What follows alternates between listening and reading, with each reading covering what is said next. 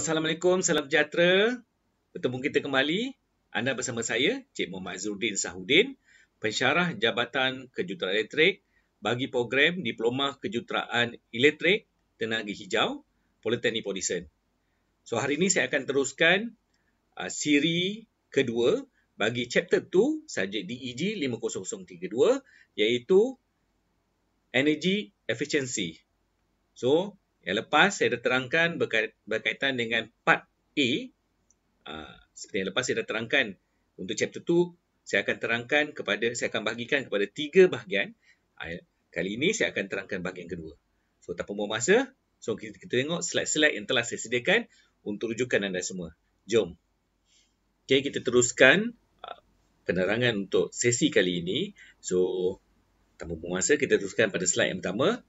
Sebelum kita lebih lanjut berkaitan dengan penerangan kali ini, kita akan tengok apa yang saya cuba akan capai pada penerangan kali ini. Yang pertama, kita akan didedahkan berkaitan dengan teknologi kecekapan tenaga yang digunakan oleh pengguna, resident customer, pengguna rumah biasalah, berkaitan dengan space cooling, water heating, lighting, cooking dan macam-macam lagi.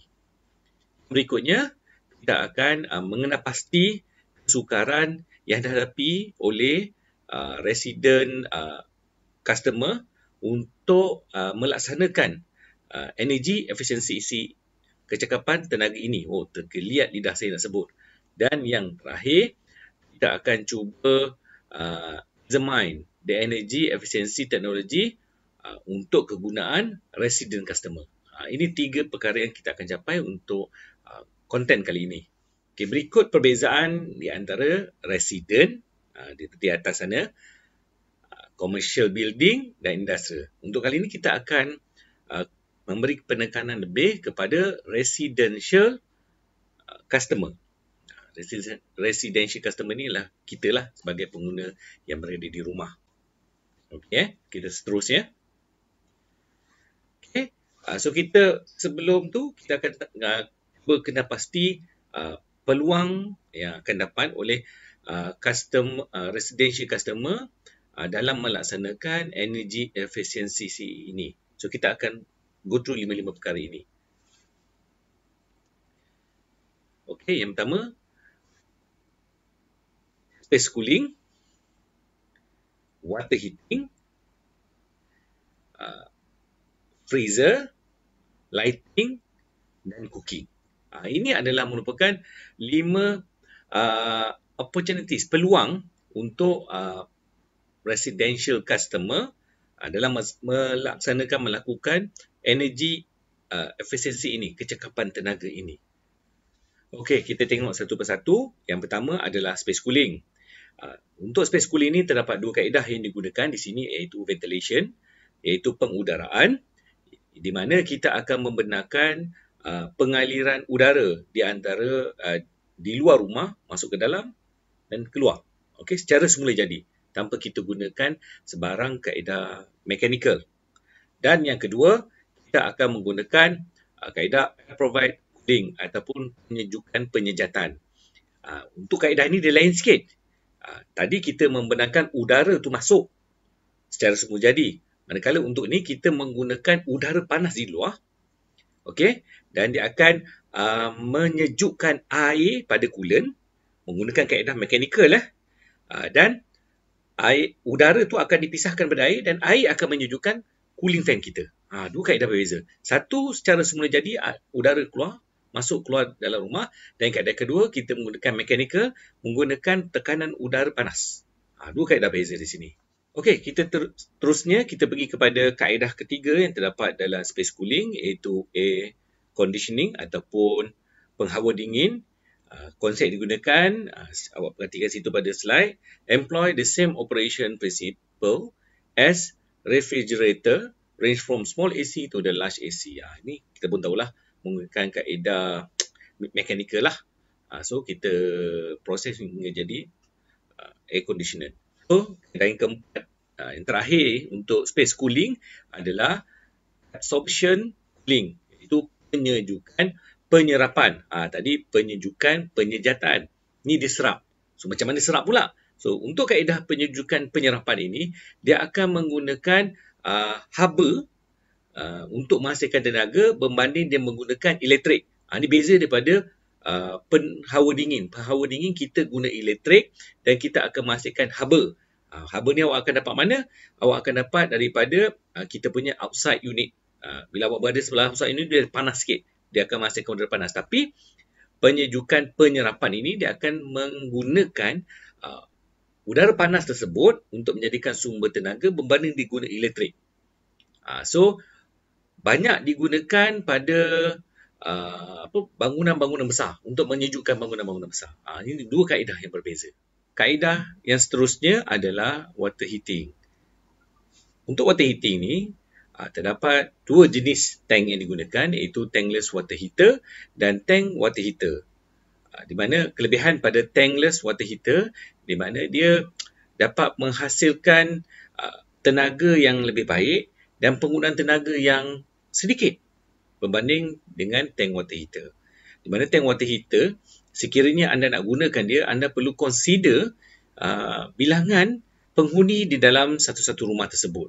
So di sini kemungkinan besar sekiranya individu yang berada di dalam rumah itu ramai, saiz yang diperlukan untuk tank water heater tu adalah lebih besar berbanding tankless water heater kecil. Seperti awak tengok pada water heater di rumah kita lah. Mana kita perlukan tank? Kita tak perlukan tank yang besar. Just perlukan alat di situ. So, untuk tankless water heater juga, dia dapat membekalkan bekalan air panas secara berterusan. Seperti awak tengok kat rumah lah. Water heater macam mana di rumah? On. Kalau water heater kita okey lah. Dan kita ada water heater. Kita on je, air dapat. Dia dapat berterusan. So, itu kelebihan yang ada pada tankless water heater. Kita perhatikan di sini, sebelah sini adalah tankless electric water heater, seperti yang dipakai di rumah, dan di sini adalah tankless gas water heater. Ini menggunakan konsep gas, ini menggunakan konsep elektrik. Konsep elektrik seperti yang digunakan di rumah.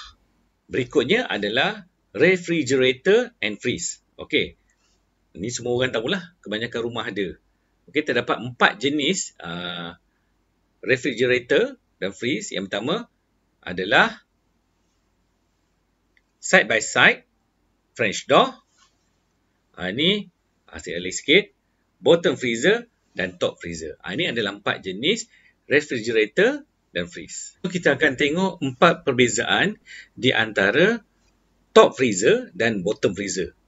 Apa yang dikatakan dengan top freezer, bottom freezer? So, kita tengok pada slide sebelum ini. Itu dikatakan top freezer, bottom freezer. Di mana satu, dia punya bahagian sejuknya di bawah. Itu bottom freezer. Dan satu lagi, top freezer, bahagian sejuknya di atas. Kita tengok apa perbezaan dan kelebihan antara kedua-dua perkara ini. Pertama, on modern refrigerator, compressor is stuck away underneath the unit. So, kebanyakan alat-alat peti sejuk sekarang, moden sekarang ni, dia punya kompresor berada jauh ataupun tidak dekat dengan dia punya coolant. Itu stuck away underneath the unit, berada di bawah unit, dia tidak berada di atas. Okay, itu adalah teknologi yang digunakan pada sekarang lah. Yang kedua, kompresor akan menghasilkan haba untuk memastikan fridge ataupun freezer kita tu berada dalam keadaan sejuk. So, haba yang akan dihasilkan. So, kita sini akan tengok mana lebih bagus, sama ada freezer di bawah atau freezer di atas. Di sini kita akan dapat lihat bahawa freezer di bawah akan berada berhampiran dengan kompresor, di mana kompresor dengan kita punya coolant berada dekat. So, apabila dia berada dekat, maknanya kita punya coolant ataupun freezer kita akan bekerja lebih kuat untuk menjejukkan peti sejuk kita. So, apabila penyejuk kita bekerja lebih kuat atau coolant kita bekerja lebih kuat, peti sejuk kita bekerja lebih kuat untuk menyejukkan peti sejuk, secara tak langsung kita akan menggunakan tenaga elektrik yang banyak. Dan di sini kita secara tak langsung tidak mengamalkan kecekapan tenaga, penjimatan tenaga yang ditekankan sebelum ini. Itu adalah keburukan apabila kita punya freezer, bahagian penyejuk kita berada di bawah. Apabila penyejuk kita berada di atas, coolant itu akan jauh daripada kompresor. So, apabila jauh, dia haba tu tidak dekat. So apabila haba tidak dekat, jadi peti sejuk tidak bekerja dengan lebih kuat, lebih untuk menghasilkan peti sejuk tu sentiasa sejuk pada suhu yang ditetapkan. So apabila peti sejuk tidak bekerja lebih, jadi tenaga elektrik yang digunakan pun tidak lebih lah. So secara tidak langsung, kita mengamalkan kecekapan tenaga. So di sini, untuk beli freezer, make sure kita pilih yang top. Jangan pilih yang bottom. Faham Berikut adalah 6 tips macam mana kita nak beli peti sejuk ataupun refrigerator dengan secara berkesan. Saya tak langsung dapat jimatkan tenaga kita, dapat jimatkan duit kita paling penting. Tenaga pun tak kisah, orang kisah duit. So kita tengok 6 tips di sini yang saya senaraikan. Yang pertama, saiz yang bersesuaian. Sesuai dengan kegunaan kita. Benda ni selalu saya tekankan dalam apa sahaja pemilihan barang-barang elektrik dalam subjek ni. Di mana untuk pemilihan sesuatu barang elektrik, terutamanya peti sejuk, kita kena pasti berapa orang dalam rumah yang akan menggunakan peti sejuk. Sekiranya household ataupun individu yang berada di dalam rumah tu tak ramai, seorang, dua orang, tak perlulah kita beli satu peti sejuk dengan saiz yang besar. Pada saya cukup saja kita beli peti sejuk yang kecil dan kalau boleh satu pintu saja. Itu lebih jimat dan tenaga kita pun, tenaga elektrik kita gunakan pun tak banyak. Jadi bil kita pun akan lebih jimat. Itu yang pertama. Yang kedua adalah termostat control, pengawalan termostat. Make sure awak beli satu termostat yang mudah dilaras, senang dikawal, mudah dicapai. Kenapa termostat ni penting untuk kita kawal? Sebab kita nak pastikan suhu dalam peti sejuk kita itu tak terlalu sejuk sangat. Jangan terlalu panas. Jangan tak terlalu sejuk ataupun ada panas sikit akan akibatkan makanan dalam peti sejuk akan basi, berkulat. So kita tak nak terlalu sejuk. Okay, kenapa? Apabila terlalu sejuk, coolant kita akan bekerja lebih kuat, kompresor kita akan bekerja lebih kuat. Walaupun kita pilih yang bottom freeze, tapi kita pilih sejuk yang paling minimum, iaitu 17 ke 10 ke dalam peti sejuk, saya tak langsung kompresor dan coolant kita akan bekerja lebih. So bila lebih, dia akan mengakibatkan penggunaan elektrik yang banyak. So kita pilih tip yang kedua, kita pilih termostat yang mudah dikawal. Tips yang ketiga pula tips yang ketiga adalah satu pemilihan peti sejuk yang boleh remind kita, memperingatkan kita apabila pintu peti sejuk kita tak ditutup rapat. Sebab ada ketikanya kita rasa dah tutup, tapi pada hakikatnya dia tak melekat betul-betul. Terutama untuk macam saya lah, anak saya selalu sangat main pintu peti sejuk. Dia main buka tutup seperti pintu bilik air. Dia buka tutup. Di sini apabila contohnya anak saya tak tutup peti sejuk itu dengan rapat, peti sejuk akan keluarkan warning. Dia akan bip bip bip bip ataupun satu-satu tempoh. Sekiranya buka terlalu lama pun tak akan, dia akan menghasilkan bunyi memperingatkan kepada pengguna bahawa peti sejuk punya pintu peti sejuk tidak ditutup ataupun telah dibuka terlalu lama. Tips yang keempat pula, untuk pemilihan peti sejuk dua pintu, seperti saya katakan sebelum ni, dalam slide sebelum ni, kita pilih pintu yang berada di atas. Jangan pilih di bawah. Okay, kenapa? Dia akan mengguna tenaga yang kurang. Kenapa? Sebab kedudukan coolant dan kita punya kompresor jauh. So, tak panas. Sebab bila dua-dua alat ni berada dekat, dia akan panas. So, bila panas, coolant akan bekerja lebih keras untuk memastikan peti sejuk kita sejuk. So, kita pastikan kita pilih top dengan pilih bottom. Ingat tu Tips yang keempat pula adalah digalakkan untuk kita membeli chest freeze. Chest freeze ni macam mana? Freezer yang kerap digunakan di kedai masak. Yang buka macam ni. Okay, itu adalah chest freeze. Dan upright freeze adalah freeze yang buka daripada depan, dia buka macam ni. Yang ni buka ke atas, ini buka ke tepi. Itu yang dikatakan dengan chest freeze, kita buka macam ni. Dan upright freeze, kita buka macam ni. So, lebih baik kita gunakan ataupun cuba belilah chest freeze disebabkan udara sejuk tidak keluar secara mendadak apabila kita buka dia. So, tak percaya anda boleh cuba. Anda buka freezer yang macam ni, yang buka ke atas, udara sejuk tu tak keluar secara banyak. Okay? Itu yang dikatakan situ. Doesn't split out when the door is open. Berbanding kalau buka peti sejuk yang macam ni, bila awak buka tu memang rasa sejuk je. Macam Upin Ipin punya kartun. Siap dia boleh duduk dalam tu, dia letak muka situ apabila bulan puasa sebab nak sejuk. Berbanding kalau yang macam ni, udara tu tak keluar secara direct. Berbanding guna yang pintu macam ni. Ingat tu. Dan yang terakhir, energy consumption box. Kita check situ manual dia. Sama ada di belakang ataupun kalau lama buka pada bahagian coolant di atas tu, tengok berapa consumption energy yang digunakan untuk peti sejuk tersebut. Boleh kita tengok situ. Harap dapatlah sedikit 6 tips yang saya bagikan ni. Seterusnya, ini adalah star rating. Selalu saya tekankan perkara ini dalam pemilihan apa saja barang, terutamanya peti sejuk. Kenapa? Dengan star rating yang tinggi, kemungkinan besar penggunaan tenaga, consumption energy dia pun sedikit. So, kita dapat jimatkan tenaga kita. Jimatkan tenaga, selalu saya pesan ya, jimat tenaga, jimat bil elektrik, jimat duit kita. Itu selalu saya pesan. Okey, jelas ya? So, kita ke slide berikutnya. Lighting. Kita dah sampai perkara yang keempat. Saya remind balik ya. Yang pertama adalah space cooling, water heating, refrigerator ataupun freezer. Dan yang keempat ini adalah lighting. Okey, ini yang keempat. So, lighting ni penting lah untuk kita menerangi satu kawasan yang gelap. Dan lighting ni banyak kita gunakan. Baik di bilik tidur, ruang tamu. Kebanyakan ruang di rumah kita menggunakan lighting. So, kita sedikit saya ceritakan berkenaan dengan sejarah lighting ini ataupun cahaya ini. Okey, yang pertama, ketika dulu lighting kita gunakan lilin ataupun gunakan daripada api, daripada obor. Seterusnya, pada 1810 William Moda menghasilkan all gas lamp.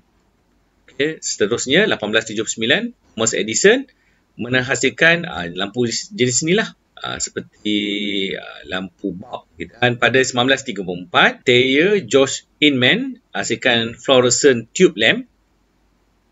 Fluorescent tube light. Salah saya. Dan pada 1976 Edward E. Hammer menghasilkan CFL lamp. Ni kerap digunakan dululah sebelum kita diperkenalkan dengan lampu LED. Pada 2006, satu tempoh yang lama daripada 1976 hingga 2006, Nick menghasilkan LED light. Pada 2006 lagi telah dihasilkan LED light.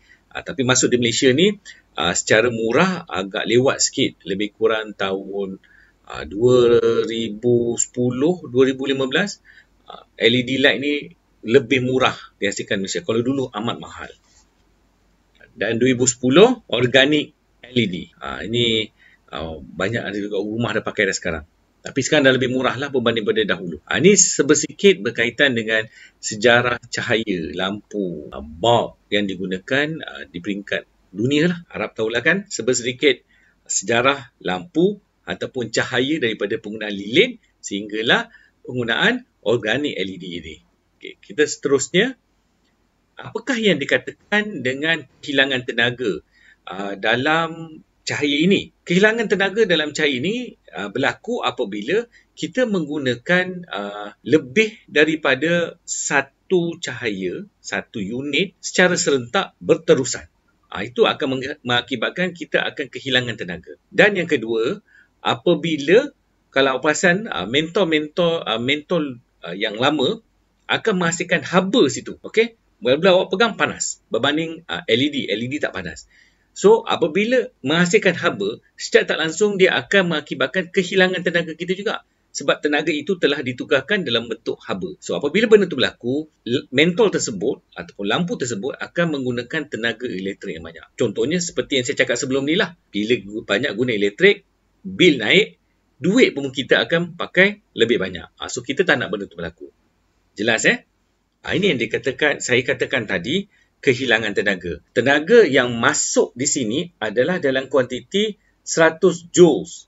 Tetapi keluaran di sana, keluaran di sana adalah 5 joules ataupun 95 joule untuk thermal.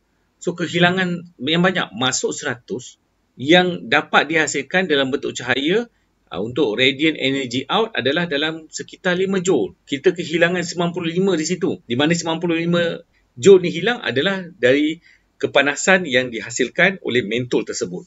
So, di sini kita tak nak berlaku lah kalau sebolehnya. Itu sebab LED dihasilkan. Kita kira macam mana kecekapan untuk incandescent light bulb. Tergeliat lidah saya nak sebut. Okey. So, macam mana kita nak kira kecekapan dia? Seperti anda perhatikan pada slide di atas ni. Okey. Ni saya buat tunjuk silap. Atas sekali Jadi kita nak kira kecekapan dia, useful energy of or work output dibahagi dengan total energy input or energy converted, kita darab dengan 100. So yang berikutnya, efficiency of light bulb 5 joules bahagi dengan 100 joules, kita darab 100, mana kecekapan dia hanya 5% saja lampu tersebut. Seperti slide sebelum ni, 5% saja. Mana tidak begitu efisien lah lampu tersebut berbanding yang kita nak pakai, sebab kita kehilangan 95% di situ. Amat besar. Masuk 100, keluar 5. Lagi 5 berlaku dalam bentuk missing energy. Okey, kita perhatikan perbezaan di antara lampu-lampu ini. Terdapat 4 lampu di atas ni. Jika kita ambil daripada jangka hayat, LED sesuai digunakan untuk satu tempoh yang lama, iaitu 80,000 jam. Tetapi watt dia dalam sekitar 9 watt dan dengan harga yang mahal. Ini pricing lama lah. Manakala sekira kita gunakan compact fluorescent light, tempoh dia adalah sekitar 6,000 ke 8,000 hours dan power rate dia adalah 18. Harga pula antara RM18 hingga RM20. Manakala fluorescent tube light, jangka hayatnya adalah 18,000 jam, power rate dia adalah 14 dan harga RM24. So, ni lebih ekonomi dan praktikal untuk digunakan berbanding daripada incandescent light bulb. Tempoh hayat yang pendek, 1,000 jam saja, akan tetapi menghasilkan power rate yang besar dan harga yang murah. Tapi jangka hayat yang rendah. So, kita tak nak selalu kita gunakan, tukar kita punya lampu. So, kos pun akan tinggi. Jika bandingkan dengan fluorescent tube light, perbezaan adalah sebanyak 18 kali ganda. Okey, sekiranya RM3 tu, anda kalikan dengan 18, kos dia adalah lebih mahal berbanding awak guna satu fluorescent tube light. Seperti dalam rajak di bawah ini. Seterusnya, cooking. Ini adalah peringkat yang terakhir. Cooking, peralatan memasak seperti microwave, apa lagi? Kita ada induction cooker, kita ada rice cooker. Dia tak ada star rating untuk menunjukkan peralatan tersebut cekap tenaga. Kiranya anda menggunakan peralatan memasak yang besar, so memasak anda akan lebih lama dan akan mengakibatkan kos yang diambil banyak. Dan sekira anda gunakan induction cooker ni kita akan gunakan elektrik, kita kurang menggunakan gas. So, bila tu kita gunakan elektrik yang banyak. So, kita nak elakkan benda ini berlaku. Dan begitu juga dengan microwave. Kita ada microwave yang besar. Sekarang ada microwave yang jadi besar. Menjadi kegilaan para suri rumah lah. So, sekiranya kita menggunakan microwave yang besar, oven elektrik yang besar, secara di situ dia akan menggunakan elektrik yang banyak. Kenapa? Sebab dia menggunakan konsep heating. Ataupun kalau microwave menggunakan konsep pemanasan menggunakan gelombang mikro. So, situ dia akan menggunakan banyak tenaga elektrik dalam kerja dia. Di sini digalakkan untuk memilih kaedah memasak yang bersesuaian, praktikal, di mana secara langsung, jika dua perkara ini anda titik beratkan, akan menjimatkan tenaga yang digunakan terhadap peralatan memasak tersebut dan bil kita pun akan dapat dikurangkan di situ. So, harap masak tu macam saya tekankan tadi lebih praktikal dan bersesuaian dengan jumlah amount masakan yang kita nak masak. Berikutnya adalah 4 tip memasak secara cekap. Okey, ini 4 tips. Okey, yang pertama adalah mash cooking method. So, pastikan kaedah memasak kita adalah bersesuaian dengan bahan kita nak masak. So, di sini sekiranya anda gunakan microwave, make sure anda minimizekan the area that need to be heated. Minimizekan. Jangan terlalu besar. Bila terlalu besar, makanan yang dipanaskan perlukan lebih haba. So, bila lebih haba, dah tentu tenaga yang kita nak gunakan lebih banyak. So, selain daripada itu, lebih digalakkan guna microwave. Sebab apa? Sekiranya anda gunakan jenis hob ataupun oven, dia akan menggunakan heating, pemanas. So, di situ tenaga digunakan lebih banyak berbanding kita gunakan gelombang mikro. Itu kaedah yang pertama. Tips yang kedua adalah kita menggunakan peralatan memasak yang bersesuaian dengan masakan kita, tempoh masa kita, untuk mengelakkan penggunaan haba yang terlalu lebih. Selain daripada itu, kita juga, apa salahnya kita invest, kita melabur dalam membeli peralatan memasak yang agak berkualiti tapi lebih jimat. Yang dikatakan jimat sini adalah penggunaan jimat dari segi masa kita nak memasak, dan jimat dari segi kita membeli peralatan memasak. Taklah perlu kita membeli peralatan memasak secara kerap. Contohnya kuali apa semua. Lagi-lagi sekarang terdapat kuali jenis seramik. Walaupun agak mahal sedikit, tetapi dia akan menghasilkan haba yang lebih sekata dan ketahanan peralatan yang lebih lama. Kaedah yang ketiga, kita sentiasa menyelenggara peralatan memasak kita. Iaitu make sure sekiranya anda guna induction cooker ke ataupun dapur jenis biasa ke, sentiasa kita buat penyelenggaraan, terutamanya microwave. Kaedah yang pertama, penekanan pertama yang kita perlu tekan di sini adalah sentiasa kita bersihkan alat elektrik memasak kita. Sama ada rice cooker ke, induction cooker ke, apa-apa saja cooker ke. So, sentiasa kita selenggara. Kita bersihkan dia, stove dia kita bersihkan. Okey, disebabkan peralatan-peralatan ini akan bekerja lebih baik dan jimat tenaga apabila sentiasa diselenggara, dibersihkan dengan kerap dan secara langsung dia lebih tahan lama. Tips yang terakhir adalah save kita time, kita jimatkan masa kita. Itu di sini untuk satu bahan memasak yang telah sejuk beku, so kita nyah sejuk bekukan dia sebelum kita masak. So bila benda ni kita dapat buat, kita dapat jimatkan masa memasak kita. So selain daripada itu, kita potong secara kecil. Jangan potong besar. Bila besar, tebal, so tempoh masa untuk memasak lebih lama. Terutama kalau untuk menggunakan microwave.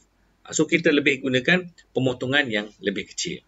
Berikut adalah 3 kesukaran yang dihadapi oleh customer, iaitu kita, resident, untuk kita melakukan penjimatan tenaga ataupun kecekapan tenaga. Iaitu yang pertama adalah maklumat atau pengetahuan yang tidak banyak ataupun terhad, sebab kita tak didedahkan dengan maklumat-maklumat berkaitan dengan kecekapan tenaga ini. Yang kedua, tidak mempunyai kesedaran. Okay? Lack of awareness. Tidak mempunyai kesedaran tentang betapa pentingnya untuk kita melakukan kecekapan tenaga ini dalam kerja seharian kita. Dan yang terakhir, masalah kewangan. Lack of financing. So, benda ni. Sebab bila kita ingin melakukan satu penjimatan tenaga, kecekapan tenaga, kita perlu melakukan sedikit investment. Kerana bukan sedikit, besar. Terutama dalam memastikan pembelian peralatan elektrik kita menempati piawaian energy saver 5 star. So bila barang-barang 5 star, contohnya aircon, untuk peralatan aircon 5 star, kos dia untuk aircon yang 1 horsepower, 1.5 horsepower pun anggaran dalam 1,500 ke 2,000. Itu dah kos, itu untuk satu. Sama juga untuk peti sejuk. So lebih mahal. Sebab itu agak sukar untuk kita untuk kita melaksanakan dan kita mewajibkan setiap rakyat Malaysia untuk bersama-sama melakukan penjimatan tenaga. Sebabkan masalah paling besar sekali adalah inilah, lack of financial. Itu yang menjadi kesukaran paling besar. Okay, jelas tak semua? Harap tak ada masalah lah ya. Oh, dah sampai sini dah. Habis rupanya slide saya. Okey? So, saya harap apa yang saya terangkan tadi adalah sedikit sebanyak dapat memberikan ilmu pengetahuan, maklumat yang berguna kepada anda semua, bagi kita sama-sama melakukan tanggungjawab kita untuk melakukan penjimatan tenaga, kecekapan tenaga. Maybe kita akan hadapi masalah sedikit lah, terutama masa saya cakap, saya maklumkan slide tadi, masalah paling utama untuk kita melakukan penjimatan tenaga adalah pembelian peralatan jimat tenaga sebab ia mahal.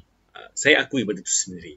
Tapi maybe dengan pengetahuan sedikit ini, anda boleh mula menabung untuk sama-sama kita menyahut seruan kerajaan untuk melakukan penjimatan tenaga. So pada pelajar saya, jangan lupa untuk scan kod ni.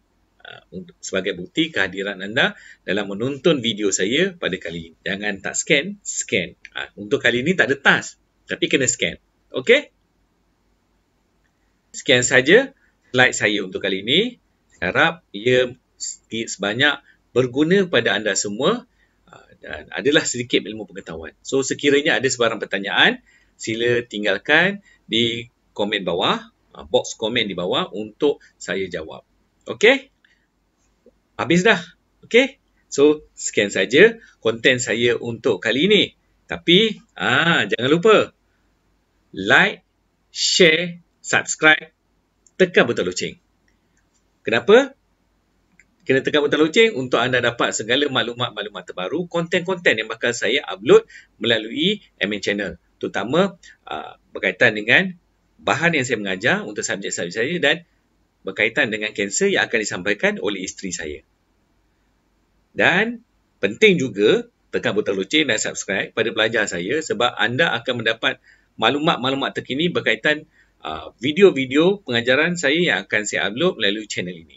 Dengan subscribe anda dan tekan butang loceng anda juga, like anda juga akan sedikit sebanyak memberikan semangat kepada kami dan dorongan untuk terus menghasilkan konten yang lebih bermanfaat kepada anda semua. Sebelum tu saya nak mengucapkan terima kasih yang tidak terhingga kepada Puan Nur Huda atas sumbangan nota. Memang beliau banyak membantu dalam penghasilan konten saya ini. Tanpa beliau rasanya tak ada nota yang dapat saya hasilkan dan maybe saya tidak mempunyai keyakinan untuk sampaikan melalui saluran YouTube ini. Terima kasih kepada beliau dan juga tak lupa juga kepada pensyarah-pensyarah yang mengajar subjek DEG 50032 dalam membimbing saya dalam memberikan maklumat-maklumat berkaitan subjek ini. Okey, akhir kata, lagi sekali jangan lupa like, share, subscribe, tekan butang loceng. So kita jumpa pada konten yang akan datang. Kepada pelajar saya jangan lupa subscribe, like, share. Okey. Assalamualaikum. Bye.